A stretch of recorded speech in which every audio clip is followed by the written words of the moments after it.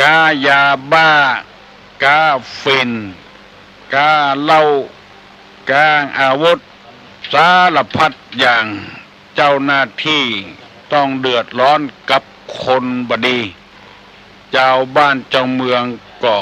เดือดร้อนเพราะคนบดีอยู่กับสังคมถ้าแต่ละคนเป็นคนดีเหี่ยแล้วเหมือนกับอะไหล่รถเครื่องยนต์รถถ้าส่วนใดส่วนหนึ่งอะไหล่ทุกชิ้นทุกอย่างเป็นของใหม่ของดีเอาใจรถไปไหนก็ถึงเมื่อมีการคุกคักถ้าอะไรส่วนใดส่วนหนึ่งมันบ่ดีทำให้รถเสียกลางต้ากลางตางอุปมาฉันใดเหมือนกับคนเอาถ้าเป็นคนดีเหี่ยหมดอยู่กับสังคมอยู่กับโลกบ่ต้องสร้างอาวุธยุทธภัณฑ์เนี่ยขึ้นมาต่างคนต่างหูธรรมะธรรมโมกันแล้วจะอยู่กันมีความสุขบ่โลภบ่อ้ำบ่บิดอิจฉาตาร้อนบ่จริงดีจริงเด่น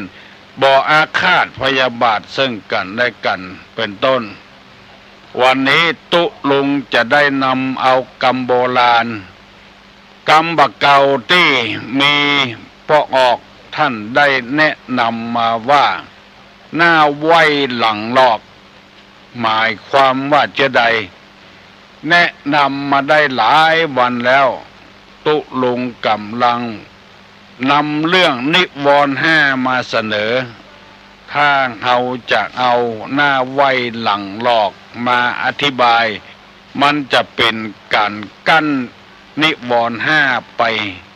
วันนี้จะได้นำมาเสนอตามความต้องการคำว่าหน้าไว้หลังหลอกนี้ก็เป็นที่หูกันทั่วๆไปแล้วว่าตัดสองหน้านี้ทำทีเป็นไว้เป็นสาอ่อนน้อมคบยำนับถือเชื้อใดบ่เชื่อพอตั้งหลังมาแล้วเหมือนกับผีเหมือนกับสางเล่าขวัญตั้งหน้าดีๆตั้งหลังรับหลังไปแล้วเล่าขวัญสองหน้าผัวนี่ดีพอรับหลังผัวแล้วเล่าขวัญผัวสองหน้าเมียนี่ดีอย่างใดบ่เตื้อกลัวเมียบ่ชอบพอรับหลังแล้วเล่าขวัญเมียตัดสองหน้าพ่อหน้าแม่นี่ดีพอรับหลังไปแล้วเล่าขวัญพ่อเล่าขวัญแม่ตัดสองหน้าลูกนี่ดีอย่างใดบ่เตื้อพอรับหลังลูกไปแล้วเล่าขวัญลูกสองหน้าเจ้าสองหน้านายนี่อันอย่างใดบ่เตื้อป้อนกำอู้เพื่อเปิ้นเคารพนับถือพอรับหลังไปแล้วจี้หลังเล่าขวัญเปิ้นคนเจอนี้ในพระพุทธศาสนาเปิ้นว่าบัดนี้คบไปแล้วเสียผลประโยชน์ดังนี้เป็นต้นใครใดอย่างหอเปิ้นนี่กิริยาอ่อนน้อมอย่างใดบ่เตื้อพอได้มาแล้วไปแถมอย่างบ่มีบุญบ่มีกุลอย่างกับไผแม้แต่พ่อแต่แม่แต่ครูบาอาจารย์ก็เล่าขวัญเปิ้นตุลุงเคยไปได้ยินหลายเตื้อละเพราะฉะนั้นคนเจอนี้นี่ถ้าไผ่ปะที่ไหนอย่าไปคบหาสมาคมกับเปิ้นถ้าคบไปแล้วจะเป็นอันตรายกับตัวเองบ่ดีคบหาสมาคมเปิ้นห้องว่างตั้งหน้านี่โยกมือไว้ตั้งหลังนี่ลอกลิ้นใส่เปิ้นเจอใดบ่เตื้ออันนี้ห้องว่าหน้าตั้งหน้าไว้ตั้งหลังลอกคบหาสมาคมบ่ได้เป็นคนอกตัญญูบ่ฮู้จักบุญคุณของเปิ้นดังนี้เป็นต้นมีเรื่องเล่าเรื่องว่ามีคนผมบ่นักอู้กันง่ายๆว่าคนหัวล้านนี่เตอะ จุงงัวมา2 ตัวคนหน้าไว้หลังลอกก็ยกขึ้นว่าพ่อผมดกวัวนี้ท่านจะเอาไปที่ไหนผมบกปกไหลวัวนี้ท่านจะเอาไปที่ไหนคนหัวล้านได้ยินจากอันก็เลยว่าหมอนี้อู้ม่วนเอางัวฮื้อไปเหียดถึง2 ตัวเพราะมันอู้ม่วนโจงงัวได้งัวไปแล้วสักกำหนึ่งมีคนถามว่าได้งัวนี่จิกที่ไหนมามันก็ตอบว่าปู่หัวล้านเอาฮื้อคนที่ได้ยินคำตอบก็เดินต่างตอบไปปะใส่คนหัวล้านถามว่าต้านเอางัวฮื้อมันเนี่ยอย่างอินดูมันอู้ม่วนบ่จ้าหาม่วนข้าถามมันแล้วมันว่าปู่หัวล้านเอาฮื้อโอ้ปู่หัวล้านก็โคตรกำค้อนไปตัวไล่จะบุบแล้วจะเอางัวคืนมาพอไปใกล้จะถึงจะเงื้อไม้ค้อนบุบหมอที่ได้งัวก็บอกว่าพ่อเอ๋ยพ่อจ๋าพ่อมาทำไมคนหัวล้านได้ยินเขาใส่ก็เลยเอาไม้เตายื่นให้ลูกเอ๋ยลูกรักลูกลืมปัดตักพ่อเอาคืนมาให้อันเนี้ยคนไว้หลังลอกต่อหน้าดีต่อหลังให้คนชนี้บดีครบในทางพระพุทธศาสนาเปิ้นก็สอนไว้ว่าตระกูลคนที่บ่ควรดีครบบดีเข้าไปนั้นคือ1ต้อนรับโดยความบัดเต็มใจเฮาไปหาเปิ้นมาหาเฮานี่เฮาต้อนรับดีไปหาเปิ้นเติ้นต้อนรับโดยความบัดเต็มใจในหลักนี้เปิ้นว่าบ่ใจเป็นคนใจขี้นใจควายอย่าไปแถมซ้ำอันดับแรกเป็นคนที่บัดเต็มใจอยู่แล้วเฮาไปแถมซ้ำหายเหลือเก่าอันนี้บ่ควรจะดีไปหามีลูกศิษย์ของตุลุงคนหนึ่งเป็นตุเจ้ามาจากต่างประเทศแล้วมาศึกษาเล่าเรียนในบ้านของเฮาเมืองของเฮาเมืองเชียงใหม่เนี่ยจนจบปริญญาตรีมีภาษาอังกฤษเป็นภาษาเอกปฏิบัติธรรมดีแล้วเมื่อลุนปุ่นป่ายมาใครศึกใครลาสิกขาไปปรึกษากับไผเปิ้นก็บอกว่าต้านเนี่ยเป็นพระที่สงบสงเงียมถ้าเป็นไปได้นี่ควรจะอยู่แล้วช่วยกันเผยแพร่ธรรมโดยภาษาอังกฤษเปิ้นก็บ่ฟังเปิ้นว่าถึงข่าวมันแล้วไม่ดีผ่าป่าดีเผาปีเดือนเฮาบ่เนาจะท่าก็เลยศึกไปแต่บักกี่วันนี้มาไหว้ตุลุงสัมมาคารวะซื้อเครื่องไทยทานมาคารวะมาสะเก้าดำหัวเพราะเคยอยู่ที่นี่ก่อนแล้วย้ายไปอยู่ที่อื่นเลยถามเพิ่นว่าเป็นเชื้อใดพ่องศึกหาลาเพศไปแล้วยกมือไหว้ตุลุงปลอบโอ้หลวงพ่อเอ้ยมันคนละเรื่องเลยเพื่อนฝูงที่เคยสนิทสนมกันมีขนมกันเดียวแบ่งให้กันกินขี้เขี้ยวกันพอไปถึงแล้วอู้พ่องบ่เต็มใจคล้ายๆกับว่าเฮาศึกไปแล้วกลัวเฮาไปรบกวนที่อยู่ที่อาศัยกลัวเฮาไปรบกวนอาหารการกินกลัวไปรบกวนเงินทองตุลุงก็เลยอธิบายให้เปิ้นในหลักของพระพุทธศาสนาว่าคนใดเฮาสังเกตพอด้วยความบ่เต็มอกบ่เต็มใจอย่าไปแถมซ้ เตื้อหนึ่งตุลงไปได้บัตรแปลงแว่นตาเพราะว่าเจ้าของร้านกับคนที่เอาบัตรให้ตุลุงเกยกันสนิทกันเฮือบัตรตุลุงไปเพื่อจะไปทำแว่นตาวัดสายตาปรากฏว่าไปปะใส่เมียเปิ้นไม่ใช่ผัวเปิ้นเข้าไปอู้จัดดีละว่าจะทำแว่นตาตุลุงก็เลยเอาบัตรนั้นยื่นบอกกองหันบัตรนั้นแล้วหน้าบูดหน้าบึ้งบ่ชอบเพราะว่าจะลดราคา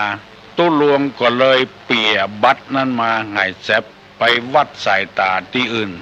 เมื่อโลนมาคนที่เป็นโยมเป็นคนที่เอาบัตรตุลุงถามว่าเอาไปหรือยังตุลุงว่าบ่เอาไปแล้วเพราะว่าหันคนที่ต้อนรับนั้น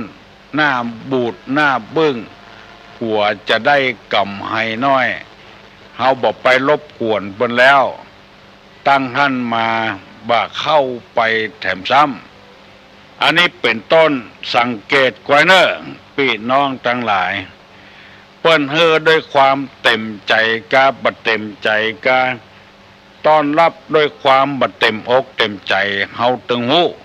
ด้วยความเต็มใจเฮาก็หู้ถ้าคนใดอยากจะเป็นคนดีกับบ้านกับเมืองตัวเปิ้นคือพยายามหลีกเลี่ยงถ้าไปแล้วมันบัดต้อนรับเฮาหูเอาเองด้วยความบัดเต็มอกบัดเต็มใจอู้ซัดอู้ขว้างอู้คนนั้นอู้คนนี้พยายามจะไปเข้าไปหาอันนี้ที่นำมาเสนอเพื่อให้ท่านผู้ฟังทั้งหลายได้เข้าใจไว้ว่าเปิ้นบัดเต็มใจแล้วที่จะต้อนรับขับสู้กับเฮาก็ให้เปลี่ยนเหียบ่ต้องไปง้อไปงอนกับคนจำพวกเนี้ยเป็นคนที่คบบ่ได้ที่เปิ้นคล้ายๆกับว่าที่เปิ้นว่าหน้าไวหลังหลอกตั้งหน้านี่ยังใดบ่เตื้องตั้งหลังนี่เล่าขวัญเปิ้นเป็นคนเจ้านี้บ่ได้คบหาสมาคมเป็นคนที่บ่น่าจะเอามาทำพันดังนี้เป็นต้นบางทีนะบ่าวกับสาวไปปะใส่กันไปอู้กันเปิ้นบ่ต้อนรับบ่ยินดีต้อนรับก็ไปตื้อเปิ้นอยู่เอาเข้าจนพอมีเรื่องมีราวกันเฮาพ่อเอาเองถ้ามันบ่อะไรทำไมกับเฮาก็บ่ต้องอะไรทำไมกับมันถ้าเฮาไปตื้ออยู่อย่างนั้นมันจะดูแขวนหัว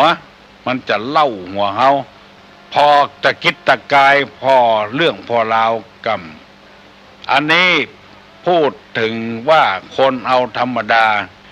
แม้แต่เป็นพระสงฆ์พระเจ้าก็เช่นเดียวกันเปิ้นบ่ยินดีต้อนรับอย่าไปหาเปิ้นอย่าไปรบกวนเปิ้นจะรำคาญเสียตัวเฮายังบ่พอคนอื่นก็จะได้เสียไปด้วยว่าตุเจ้าในทางพระพุทธศาสนานี่เป็นเชื้ออี้กุคนกาถ้าเป็นเชื้ออี้แล้วจะเดือดร้อนถึงคนอื่นตัวเองครั้งเดียวตอนนั้นต้อนรับด้วยความบ่เต็มใจเฮาก็บ่ต้องไปหมู่นี้เป็นต้นจะไปเมตตาพาลมอะไรอย่างก็ตามเถอะตุลุงเคยโดนมาแล้วเมื่อเป็นตุเจ้าหนุ่มมีป้อออกบ้านเฮาเนี้ยแต่บ้านเก่าเปิ้นอยู่แถมติ้งเปิ้นว่าตุไปตัวป้อน้อยไปขอเมตตาบ้านเก่าตุลุงนี่มีคนพออยู่พอกินปาดตุลุงไปโอ้ไปโอ้มาถึงเรื่องการก่อสร้างธรรมโมสังโฆเนี่ยเตอะมันน่าจะได้ยินจากกรรมอย่างอี้มาว่าบ่มีเงินไปสร้างมันนี่หยังเนี่ย ทั้งที่ลุงตู้ลุงก็บอกให้ไปป้าน้อยเปิ้นจวนไป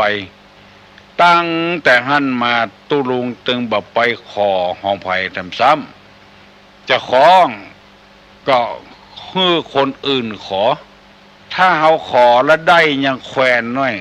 บัดได้โดยแถมว่ากำบดีบดักโดยแถมฮือหูเอาคนเดียวจะขอเมตตาผาลมอย่างกระไผ่ไปบ้านไผ่บยินดีต้อนรับขับสู้อย่าไปหาเปิ้นแถมซ้ำปี้ก็จ้างน้องก็จ้างบ่ต้องไปขอกันแล้วแต่ว่าอย่างอื่นนี่ก็พอจะอู้ได้คบหาสมาคมกันอย่างเก่าอย่างเดิมเรื่องเขาไปแล้วบ่ยินดีต้อนรับบางทีน้องไปหาปี้เป็นว่าผัวเปิ้นบ่ชอบอู้สัตว์อู้ขว้างน้องไปหาปี้เป็นว่าเมียเปิ้นหน้างอคอหักอันเนี้ยมันบ่น่าจะไปขอความร่วมมือแถมซ้ำหมู่นี้เป็นต้นอันนี้เป็นมารยาทมันเข้ากับที่ว่าหน้าไว้หลังหลอกหรือว่าคนที่บอกควรดีไปใกล้เปิ้นแถมซ้ำนั่นก็คือคนที่ไปหาแล้วบ่ยินดีต้อนรับขับสู้หน้าปัดเข้าคือเข้าแปะปุ่นเฮาหัวคนเดียวของเรานี้เพราะไปแล้วจะไปรบกวนเปิ้นเปิ้นมาเฮาควรต้อนรับเปิ้นเต็มที่เฮาไปเปิ้นบ่ต้อนรับเฮาจังมันจะไปเครียดไปแค้นอะไรอย่างกับกันสู้ได้สู้ไปอันนี้ว่าถึงคนที่บ่ยินดีต้อนรับกำนันผู้ใหญ่บ้านประกาศว่าจะช่วยเหลือเจ้าบ้านพอไปปรึกษาเรื่องราวต่างๆหน้างอคอหักก็อย่าไปแถมซ้ำถ้าจะไปปรึกษาก็ไปปรึกษากับกำนันปุ้นถ้าผู้ใหญ่บ้านเป็นคนเจอี้ไปปรึกษากับกำนันยังอยู่ยังเก่าอยู่เหมือนกับผู้ใหญ่บ้านไปปรึกษากับนายอำเภอปุ้นถ้ามาโลนมาเขาว่าข้ามหัวนายกายหัวล่ามที่นี่ยังบอกปรึกษาไปปรึกษาอย่างกับแฟนปุ้นเขาก็จะได้ตอบง่ายๆว่าไปปรึกษาแล้วเป็นหน้างอคอหักเขาใส่อู้ประม่วนเขาใส่ไปปรึกษากับกำนันบอกว่าจะได้ไปปรึกษากับนายอำเภอถ้ากำนันว่าเขาก็ต้องตอบว่าอย่างเงี้ยไปปรึกษาแล้วเป็นหน้างอคอหักเขาใส่วันยินดีจะต้อนรับเฮาเขาบอกเฮ้อปี้เฮ้อน้องได้รับทราบเฮียคนเฮานี้มันบ่เหมือนกันเมื่อมีส่วนได้มีผลประโยชน์นี้เอาเต็มที่อย่างใดบ่เตื้อเต้าใดเต้ากันพอบ่ได้ผลประโยชน์แล้วปิ้นปอกปิ้นแป๊กไปแถมอย่างเหมือนกับที่ตุลุงว่าป้าน้อยแนะนำไปขอเมตตาสตางค์ไปสร้างกุฏิฐานะของเปิ้นนี่บัดใจจะฮื้อเต้าที่เฮาได้ฮื้อน้อยเดียวฮื้อโดยแบบเสียบ่ได้ติดไปที่อื่นนี่เปิ้นจกสตางค์มาใส่ขันดอกโดยแถมเก็บดอกมาแถมแล้วเอามาเกณฑ์เอาปอนโดยแถมซ้ำอันนี้จะปอนฮื้อเบาอย่างเงี้ยเฮาตึงมาถามหาเต้าเปิ้นตายไปเฮายังบ่ตายเตื้ออันนี้เป็นกรรมใหม่ๆฝากพี่น้องตั้งหลายไว้ฮื้อพินิจพิจารณาเพราะเฮาอยากจะเป็นคนดีไปเจอคนบ่ดีไปตื้อเขาใส่แถมหมู่นี้เป็นต้นและแถมอย่างหนึ่งคนใดควรที่จะต้อนรับคนใดที่บ่ควรต้อนรับมันมีหลายอย่างเฮาได้พิจารณาเหี่ยก่อนเมื่อบักกี่วันนี้มีลูกศิษย์คนหนึ่ง มานั่งอู้ฟังตุเจ้าจากต่างประเทศอู้กำเมืองอู้กำไทยก็บุงเรื่องเปิ้นบอกว่ามาจะใดก็บุงูก็ฟังไปแจ้งตำรวจมายับไปโรงพัก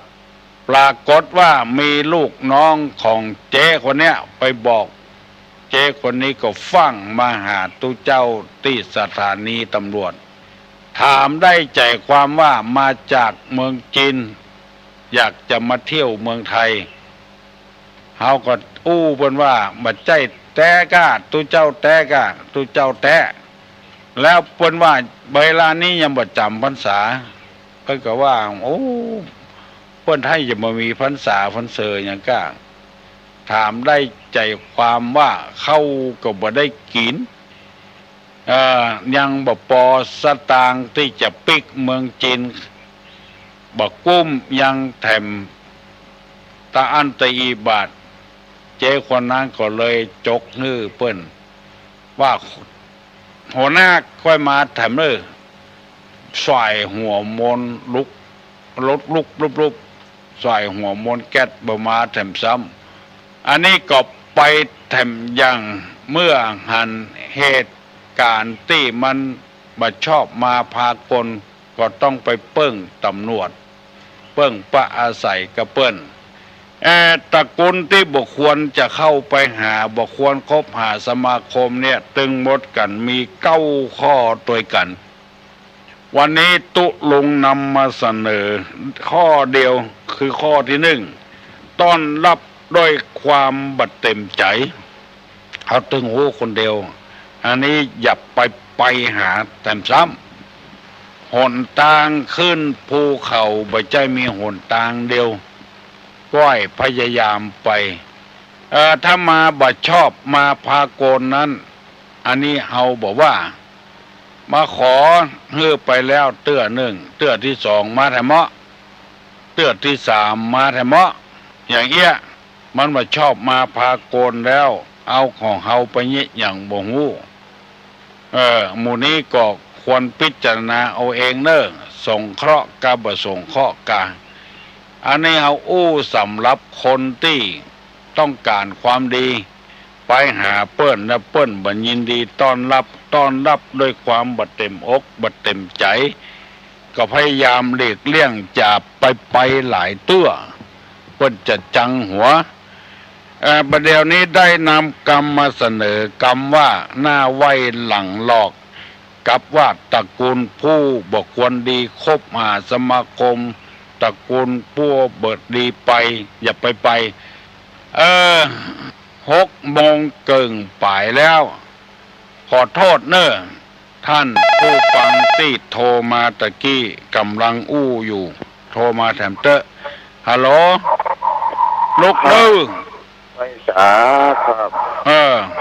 ตามปัญหาครับนักเรียนนักศึกษาที่เรียนสำเร็จก็มีที่เรียนบ่สำเร็จก็มีเพราะขาดคุณธรรมข้อไหนทางศาสนาครับยินดีเนอะปัญหาข้อแรกนี่ว่านักเรียนนักศึกษาที่เรียนบ่สำเร็จเพราะขาดคุณธรรมอันหยังที่เรียนสำเร็จเพราะคุณธรรมอันหยังไผได้ตอบมาเนอะที่เรียนสำเร็จเพราะมีคุณธรรมอันหยังที่เรียนบ่สำเร็จเพราะขาดคุณธรรมอันหยังไผได้ตอบมาเนอะบัดเดี๋ยวนี้6 โมงเกิงป่ายแล้วลุกเนอะลุกจากดินนอนเห็นเนอะฮัลโหลโอ้วันนี้ฟังไปไหนฮะไหว้พระตอนบ่ได้ยินทีเฮ้ยคำเดียวก่อนเนอะการไหว้พระไหว้จะได้ก็สุปฏิบ่ได้สักกรรมเจ้าเอา2 ตอนให้แต่วันเนี้ยเจ้าฟังไปไหนไปไหนโลสุปฏิปโนมันได้ว่าสักกรรมเจ้าเอาอันนี้ดอนแก้วเลยเจ้าดอนแก้วกะ เจ้า จำไม่จำบอดว่าเอาอย่างคนเดียวเนอะ เจ้า มาฟังไปไหนวันนี้ วันเสาร์ ว่าอันอย่างใด อันกะเอาคนเท่าเนาะ ผมบอกคำพูดคำแล้วเจ้า 40ลืมหน้า50ลืมหลังอันกะไม่บัวคำไม่บัวคำกะ เจ้า เจริญพรยินดีเนอะที่โทรมาตะกี้นะกะ เจ้า ขออภัยเนอะสุปฏิบ่ได้ว่าสักคำ เจ้าว่าคนเดียวอย่างว่าคนเดียวแต่เนาะ เจ้า อภัยกันพ่อง40ลืมหน้า50ลืมหลังอันนี้73แล้วลืมตึงหน้าตึงหลังยินดีเนอะ เจ้า ยินดีติดตักเตือนมาโอ้ยินดีมากเนอะเอาไผได้ตอบมาเนอะผู้ที่เรียนสำเร็จเพราะมีคุณธรรมอะไรเรียนไม่สำเร็จเพราะขาดคุณธรรมอะไรไปได้ตอบมาเจ้าเนอะฮัลโหลกราบนมัสการเจ้าตุลุงเจ้าเจริญพรดอนใจประแดดนะเจ้าฮะดอนใจประแดดนะเจ้าดอนใจประแดดเจ้ามาได้โทรมาหาตุลุงตั้งเมินแล้วนะเจ้าน้อฟังตุลุงตั้งวันนะเจ้าฟังถึงวันเจ้าวันนี้ตอบปัญหาที่วันตะวาเจ้าที่ว่าปัญญาเกิดได้อย่างไรไงเจ้าเจ้าจะตอบปัญหาว่าเกิดเมื่อรู้ว่ามีตู้กับเจ้าปัญญาเกิดรู้ว่ามีตู้แต่บอกเป็นตู้กับเจ้าแม่นก็หาเจ้ามันใจรู้กะปัญญาจะเกิดได้เมื่อรู้ธรรมมาเจ้ารู้ว่ามีตู้แต่บอกเป็นตู้กับเจ้าไม่ใจกะเจ้าปัญญาเกิดเพราะว่าสูตมยปัญญากะเจ้าเพราะการฟังการพอจินตามยปัญญาเพราะการจินตนาการกึดเอาภาวนามยปัญญาปัญญาเกิดเพราะว่านั่งภาวนานั่งภาวนาจ้าสูตมยปัญญาจินตามยปัญญาภาวนามยปัญญาเจ้าเจริญพรเจ้าอันนี้ก็ถูกเหมือนกันแต่มันถูกต้นสายอันนี้เป็นเรียกว่าหูตุกเจ้าถ้ามันเกิดขึ้นมาเขาจะหูถ้าบ่เกิดขึ้นมาบ่หูตุกด้วยปัญญาเจ้าตอบสั้นๆนะเจ้าเจริญพรเจ้าเจริญพรฮัลโหลครับไว้สาครับปัญหาทางข้องครับบุคคลที่รวยในปัจจุบันนี้โดยด้วยความสุจริตเพราะประกอบที่ทำมาอย่างทางหลักพุทธศาสนาครับครับข้อแรกยังตอบบ่ได้เตื้อว่าคนที่สอบตกเพราะขาดคุณธรรมมาหยังเฮียนบ่จบเพราะขาดคุณธรรมมาหยังที่รวยปัจจุบันเพราะมีธรรมมาหยังฮัลโหลนมัสการเจ้าตอบข้อ1อ่ะเจ้าข้อ1เพราะอันหยังเพราะอันมีนิวรณ์มากั้นนะเจ้าเพราะมีนิวรณ์มากั้นจึงสอบบ่ได้บ่เฮียนข้อ1อ่ะเจ้ากรรมฐานพอใจรักใคร่ในอารมณ์ที่ชอบเจ้าในรูปโลกกินเสียงเนี่ยเจ้าบอกว่าถูกก็เพราะว่ามีนิวรณ์เข้ามากั้นจึงบ่เฮียนบ่จบที่เฮียนจบหรอที่เฮียนจบเพราะว่ามีธรรมอะไรอย่างมีอะไรอย่างอิทธิอย่างอิทธิโอตปะก็เจ้าไม่ใช่อิทธิบาท4ทำเครื่องให้สำเร็จเจ้าอิทธิบาท4เจ้าเจริญพรเนอะเจ้านมัสการเจ้าเจริญพรอิทธิบาท4ที่คนรวยปัจจุบันนี้โดยแบบมีศีลมีธรรมเพราะมีธรรมอะไรอย่างจึงร่ำรวยมั่งมีสีสุขฮัลโหลได้ยินแล้วนี่ล่ะฮะถามปัญหาทุลุงถามปัญหาถามว่าจะได้ตุ หนุ่มกินเหล้าตู้เท่าตีงัวตายอันใดจะเป็นบาปครับโอ้ตุหนุ่มกินเหล้าเป็นบาปตุเจ้าตุเท่าตีงัวตายมันตีกองหนังกองแล้วมันแห้งไปเห็นแล้วตุหนุ่มเป็นบาปเฮ้ยตุเท่าบ่เป็นโทก็ครับโทก็นะครับปัญหาลูกที่ไหนมานี่ลูกปลานไหมครับปลานไหนปลานโฉกแควไหมครับโฉกแควจอมตองบุญครับได้รอครับฮะกิ่งได้รอครับอ๋อกิ่งได้รอทุกโทก็ทุกครับบังอาจถามภัยบัตถามมาถามตุลุงทองเจริญพรครับไว้สาครับถามปัญหาครับบ่มีขามีแต่ตีนบินบ่ได้เป็นของใจไม่ยิงครับบ่มีขามีแต่ตีนบินบ่ได้เป็นของใจไม่ยิงทำอันอย่างบ่มีขามีแต่ตีนบินบ่ได้มีเป็นของใจไม่ยิงทำฮัลโหลไว้สายเจ้าตุลุงเจริญพรตะกี้ฟังตุลุงเล่าเรื่องหน้าไหวหลังหลอกเนาะมันมีแห่งกรรมนะมันแบบไอ้เนี่ยกรรมโบราณที่เป็นแบบเปิงปีดเก็บต้องเปิงน้องเก็บใจเนาะมันตึงมาต่ำหาน่ะเนาะคืออย่างใดอย่างตู้เจ้าเป็นอู้นะตนเป็นที่พึ่งแห่งตนน่ะดีที่สุดเนาะมันอู้ยากเนาะตุลุงเนาะแม่นคนสมัยนี้นะมันจะเปิ่งกันด้วยความบริสุทธิ์ใจมันหายากเนาะเพราะว่าปีนออกมาว่าเพื่อนบ้านบอกว่าสมัยไหนเจ้าพระพุทธเจ้าเป็นว่าอัตตาหิอัตโนนาโถเจ้าเอาเป็นที่พึ่งของตนเป็นพึ่งตนทำตัวเฮาให้ดีนะเนาะให้ดีที่สุดแบบเบียดเบียนไทยประเทศนอนไทยเนาะ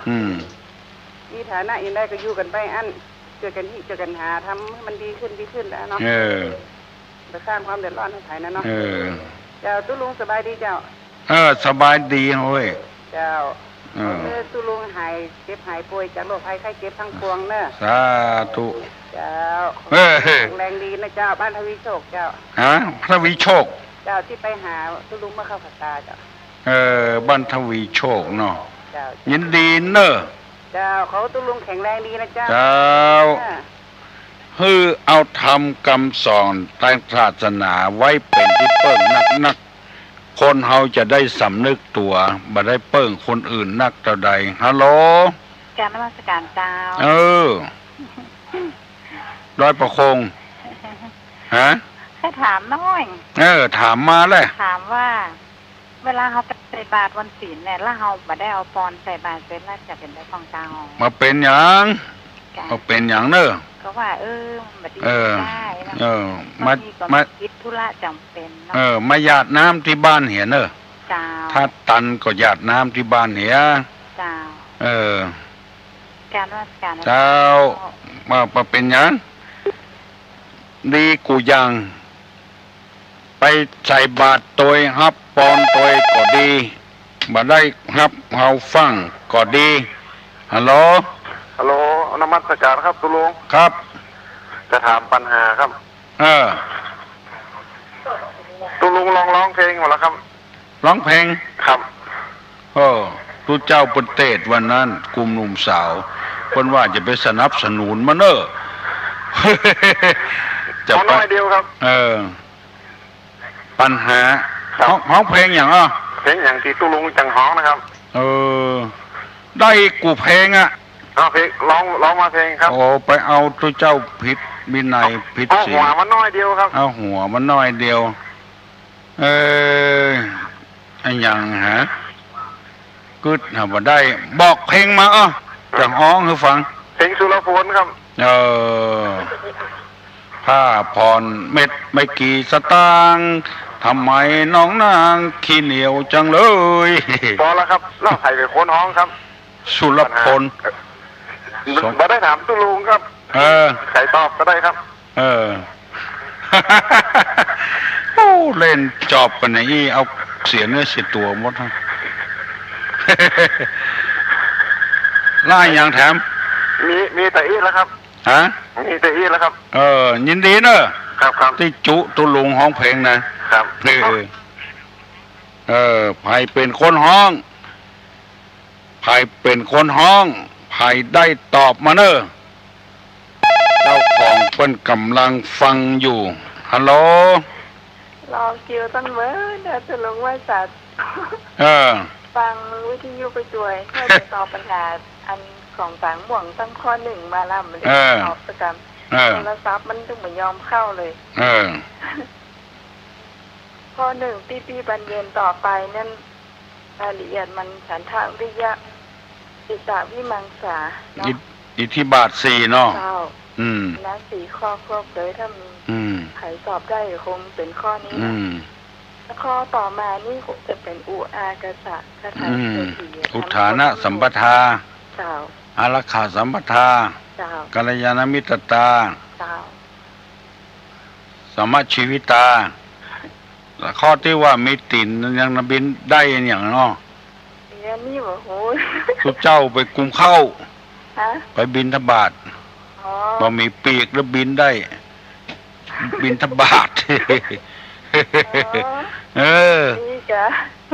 มาถามตุลุงคิดปะติ๋วบังอาจบินทบาทบินทบาทมีขาบ่มีปีกบินได้อ่ะมีขา2ขาแต่นะขาบาดบ่มีปีกแล้วบินได้อ่ะง่ายมีจะตายที่บรรจุอันตุลุงร้องเพลงจัดเบียนะยังมาร้องเพลงเสียมซีแล้วฮู้ก็ว่าเป็นเพลงไผตุลพลเนี่ยถูกต้องตั้งสถานีนี้แล้วถ้าเพลงเก่าๆนี่ตอบได้อยู่แล้วเดี๋ยวจะถามต่อกันแล้วกันเสียมซีเสียงรักในไผ่ห้องเสียมซีเสียงรักไผ่ห้องเนาะคนอื่นตอบเนาะเจริญพรม่วนอกม่วนใจเนี่ยกับพี่น้องวงศาคณญาติม่วนใจไปกับคุณธรรมฮัลโหลก็ถามปัญหาครับมีมาได้กินต้องมีได้กินอย่างซองซุปปากม้าซบปากงัวถูกต้องก็ถูกต้องครับบังอาจมีมาได้กินเนาะซองซุปปากงัวต่างมีบ่ได้กินอย่างซึกจังฮัลโหลบ่ถูกครับตุลุงที่ว่าอันสุรโฟนห้องใครเป็นคนห้องกระตุลุงมึงก็เป็นคนห้องเสียเนื้อเสียตัวหมดเว้ยกำเดียวเปลี่ยนเล่าหัวตุลุงชอบเหรอผ้าพรเม็ดบักกี่สตางค์ทำไมน้องนางขี้เหนียวจังเลยเนาะไปอันอย่างล้ำเหลือซื้อมานุ่งดีๆกันไปเปิดหั่นเปิดนี่คือเปิ้นหั่นเจริญพรเนอะตุลุงเป็นคนห้องโอเคม่วนอกม่วนใจไปกับเสียงธรรมะเนอะเมื่อเจ้าวันนี้วันเสาร์เอากันเต็มที่เลยฮัลโหลไปสาบาตาตุลุงครับเจริญพรไปสาบาตาตุลุงครับโอ้ไว้พระมงคลวัดปังกองครับสันกองครับวัดปังกองตำบลห้วยแก้วกิ่งอำเภอแม่ออนนะครับแม่ออนบุญกะครับเป็นทุเจ้าแหละเป็นทุเจ้าครับได้ยินเผียปูนได้ยินเสียงผมฟังไว้นะครับอันกะครับผมมันมีกี่ที่เนาะเมื่อผมบวชใหม่ๆเข้ากรรมวัดเข้ากรรมไปที่วัดปังกองทุกสถานญาติโยมเขานิมนต์มาเทศนี้อย่างน่ะที่มีครูบาเท่านะครับนั่นครับจำได้ละสันของห้วยแก้วเดี๋ยวนี้คนอายุ95แล้วครับแก อยู่กับเพื่อนสององค์เนี่ยครับเข้าองค์บ้านเหมือนกันนะครับโอ้ใจดีเนอะครูบานะแล้วเพื่อแข่งแบงค์นะนี่นะครับแข่งแบงค์จะเนี่ยอุปถากปะเนอะครับหาไหนมาได้ละโอ้ผมก็บัดจังยังไงเนาะเมื่ออันครูบาล่าเปิ้นไปตานตัวเนาะครับบาล่าตาทิพย์นะครับสตางมีในย่ามตัวใดจกเมื่อครูบาสั่นกล่องหมดอ่ะตัวลุงซึ้งใจบุญเท่าเปิ้นเป็นอุปชฌาย์ของเปิ้นเนาะว่าไงครับอุปชฌาย์ของขนาดของครูบาล่านะครับโอ้ยปังผมตอนแรกผมจะบวชท่านที่ครูบาเนาะตอนนี้เปิ้นมาหน้าผ้าเลยผมก็เลยมาบวชอยู่ด้วยเปิ้นเนี่ยแล้วก็ตุลุงห้องเพลงเมื่อกี้เป็นห้องธรรมะเนาะฮะตอนหน้าก็เป็นธรรมะครับเป็นธรรมะโอ้พวกม้วนนะเพลงนี้นะคือคติสนใจครับโมผ้าเปลือกเปเตอบันเอามันนุ่งเนาะโมโยมปีโยมน้องเนาะอันเนี้ยอย่างนั้นนักเรียนถามผมเนี่ยตุลุงเปิ้นนุ่งว่าแม่นเนี่ยตุลุงหันอยู่ไหนตุลุงหันว่าเป็นของวัดเตี้ยงนี่เนาะเขาเข้าใจอะไรครับแต่ยังครับโอ้เฝ้าครูบาเนอะครับยินดีตอยตุลุงใครไปผู้ท่องไปบ่ได้ละว่างมาอยากตั้งแต่ตุลุงเนอะใครไหวครูบานะครับปักล็อกตุลุงจำได้อยู่จำได้ดีอยู่ครับครับผมไม่ได้ยินเสียงสังขารของตุลุงเนาะของตุลุงพักผ่อนนักเนอะแล้วออกรายการอย่างเงี้ยครับพร้อมกันนี่ขอไหวครูบาตัวเนอะครูบาอย่างก็ชื่อเพื่อนครูบาอธิการสิงแก้วครับอินแก้วสิงแก้วครับสิงแก้วเนาะครับครูบาสิงแก้วอาหารกระโมครับขอไหวสาครูบาเนออายุยืนนักเนอครับขอบคุณครับครับไหวสาไปต้องการตัวตุลุงมาเนอตุลุงทองตนเก่านะตนที่เต้ทุจกแต่ก่อนนะฮัลโหลครับไหวสาครับกระดูกอย่างที่อยู่บนหลังคาแล้วก็ตอบสักทีว่าเสียงตีเสียงรักนั่นจากเสียงร้องของสมยศทัศนพันธ์เสียงซีเสียงรักเป็นเสียงร้องของสมยศทัศนพันธ์กระดูกอันยังที่อยู่หลังคาดูกอันยังที่อยู่หลังคาดูกอะไรเอ่ยที่อยู่หลังคาเอาตอบมาเนอะแล้วกำลังตุลุงจะย่างละดูกไอ้ยังที่อยู่หลังคาฮัลโหลจุกันเหรอกันโอ้นมัสการเจ้าโอ้เสียงก้อยเอ้าแห้งๆนั่นกะขันแก้วนั่นแหละกะไม่ขันแก้วสันปูเลยฮะเจ้า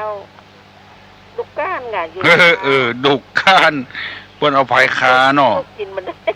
ฮะมันยังบ่กินมันน่ะดุกมาบ่กินอย่างเดียวเนาะดุกก้านไผ่คาไผ่ตองตึงเนาะถูกต้องแล้วครับไม่ขันแก้วอารมณ์ดีเนาะโอ้ดีแต่มาขันแก้วดุกติ้มอยู่บนหลังคาดุกก้านดุกมาบ่กินก็ดุกก้านฮัลโหลไหวสาครับตุลุงโอ้ผมเคยถามว่าควายที่เป็นไทยถอนชีวิตนะแล้วมันเอาไปเลี้ยงได้2 ปีมันบอกมานเนี่ยเราขายแล้วซื้องัวมาไม่ถูกต้องปะฮะเนาะเนี่ยจะได้ดีฮะเนาะตุลุงกลัวเปิ้นเอาไปฆ่าเนี่ยเดี๋ยวนี้ขาแล้วซื้องัวมาแทนเนี่ยต้องถูกเป็นฆ่าแล้วหน้ากากกลัวเป็นจิ้นไปเหียนี่พิจารณาเองเนอะก็เฮ้ยตุลุงตอบมาได้เฮ้ยถ้าใครเจริญรุ่งเรืองนี่ก็ถูกละซื้องัวมาลูกมันจะได้ออกนักถ้าตามเจริญรุ่งเรืองในทรัพย์สมบัติวัตถุนิยมนะด้านธรรมะนี่ก็ตอบมาได้เฮ้ยพิจารณาเองเนอะเอาคนเดียวเถอะเนาะเจริญพรเจริญพรนักแกเนอะปัญหาข้อนี้นะลื่นก็บอกเข้าคายก็บอกออกเอาละน้องตุลงจับ บ่ได้ปั่นปอนเตื้อขอแถมกำฮัลโหลครับเรื่องงัวนั่นนะครับเรื่องควายนั้นขอเอาปิกมาคืนแล้วเอาตัวใหม่ไปนะครับอ๋ออันบ่ครับจะเอาไปฆ่าครับเนาะขอบคุณครับครับคือมันตายด้วยอายุไขของมันพอออกเรื่องควายนั่นนะขอเอามาคืนเราเอาบัตรขายขอมาคืนถ้าว่าเอาลูกจากวัดโสพนารามนี่ไปนะขอให้เอาควายนั้นมาคืนคืนที่วัดโสพนารามแล้วเอางัวไปทำ2 ตัวขอบอกไว้ที่อีกก่อนเอางัวคืนไปทำ2 ตัวบ่ต้องซื้อต้องขายละฮัลโหลครับนมัสการครับอันผมแค่ตอบเรื่องงัวเรื่องควายหน่อยนะครับอันความจริงแล้วเปิ้นอันไอ้ไทยชีวิตมาแล้วบอกควรจะเอาเห็นไปขายไปแลกไปอย่างเนาะนึกว่านะถึงธรรมะเนี่ยผมตอบเต็มตุนนะครับว่ามันเป็นบัตรถูกเพราะว่าเอาไปแล้วบอกว่าเปิ้นเอาไปอย่างนะครับนักครับต้องปล่อยให้เปิ้นถึงหมดอายุไขของเปิ้นถูกต้องนะครับครับขอบคุณครับขอบคุณถูกต้องแล้วไอ้ที่ว่าควายมันบักเกิดแบบอย่างสักอย่างนะเอามาคืนถ้าไปเอาที่อื่นมาก็เอาไปคืนที่อื่นถ้าบ่มีที่คืนแล้วเอามาคืนที่วัดโสพนารามนี่เพื่อมันตายตามอายุไขของมันแล้วตังวัดโสพนารามจะมอบงัวเงื้อแถม2 ตัวบ่ต้องขายมันบ่ต้องซื้อทำไมกำไห้นั้นมีในตัวมาแล้วคือได้งัวไปแถม2 ตัวได้ควายไปแล้วกลัวเปิ้นเอาไปขายว่าเวยก็บ่ได้กำเดียวเอาไปขายทำเอาขายไปขายกลัวเปิ้นเอาไปขายกลัวเปิ้นเอาไปเนี่ยอย่างอื่นอินดูมันเปิ้นเอาไถ่ถอนชีวิตมันแล้วเปิ้นกลัวมันตายด้วยคมหอกคมดาบคือตายด้วยอายุไขถ้าเอาจากวัดโสพนารามนี่ไปก็เอาคืนมาแล้วจะเอางัวฮัลโหลนมัสการเจ้าเจ้าว่านะคนที่เอางัวควายที่เปิ้นปล่อยที่เปิ้นนั้นไถ่ชีวิตแล้วถ้าเอาไปทำประโยชน์ของชีวิตเจริญรุ่งเรืองนะเจ้า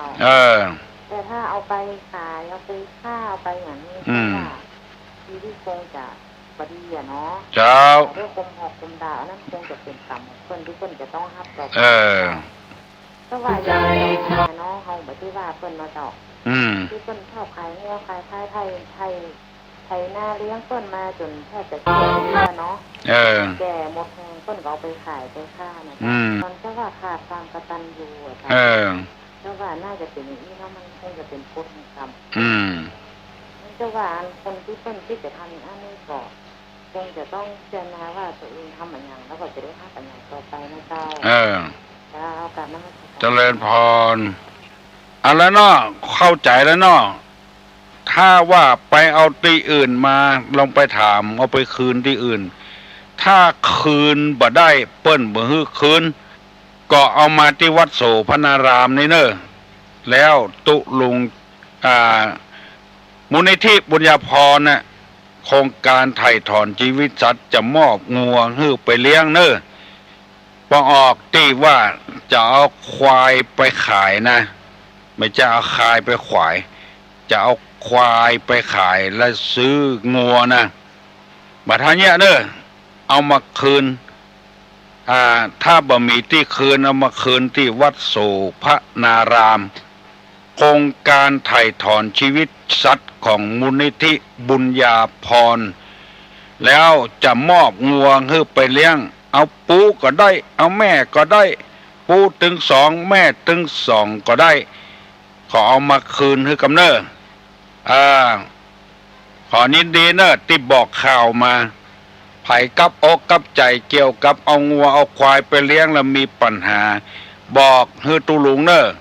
053-121-058หรือว่า053-121-222 ถ้ามีปัญหาเรื่องเลี้ยงวัวเลี้ยงควายในโครงการไถ่ถอนชีวิตสัตว์ของวัดโสพนารามบอกมาเนอะอู้กันได้บ่เป็นหยังบ่ถ้าเก่งอกเก่งใจหยังยกมือไหว้เนอะตุลุงจะได้ปั่นปอนแต่กี้ลืมสุปฏิปันโนไปแม่ครูบัวคำเปิ้นท้วงมาถูกต้องละยินดีละ40ลืมหน้า50ลืมหลังเอายกมือไหว้เนอะสัพปิติโยวิวัชชันตุสัพพะโรโควินัสสตุมาเตภวะตวันตรายโยสุขีติขายุโขภวะอภิวาทนะสีลิสนิจจังวุธาปัจจายโนจัตตาโลธรรมาวัฏันติอายุวันโนสุขังพลัง